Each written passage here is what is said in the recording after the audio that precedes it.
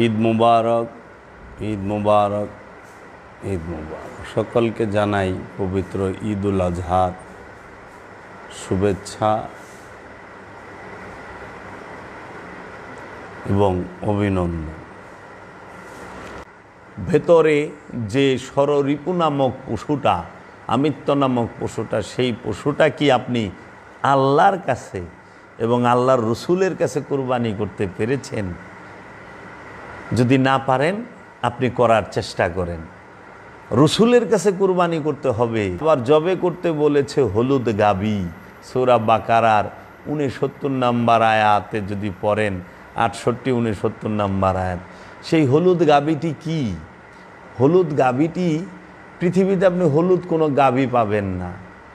হলুদ গাবিটি কি?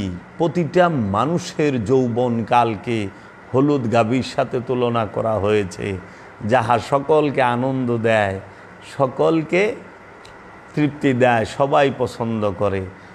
আপনার প্রতিটি মানুষের যৌবনকালকে তার রসুলের কাছে উৎসর্গ করতে হয়, তার রবের কাছে উৎসর্গ করতে হয়। এই যৌবনকাল, যেটা সেচ কাজেও ব্যবহার হয় নাই, হাল চাষেও ব্যবহার করা হয় নাই, এই যৌবনকালকে আপনার কুরবানি করতে হয় আল্লাহর রাস্তায়, আল্লাহর রসুলের রাস্তায়। আল্লাহ এবং আল্লাহর রসুলের মধ্যেই, আল্লাহর রসুলের হুকুমের মধ্যে যৌবনকালকে উৎসর্গ করার অপর নামই হইল এই হলুদ গাবি কুরবানি করা।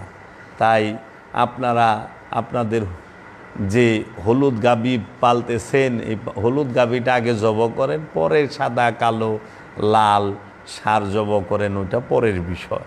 কিন্তু আগে ভেতরে যে হলুদ গাবি বৈশা রয়েছে, সেইটাকে উৎসর্গ করেন, জবে করেন।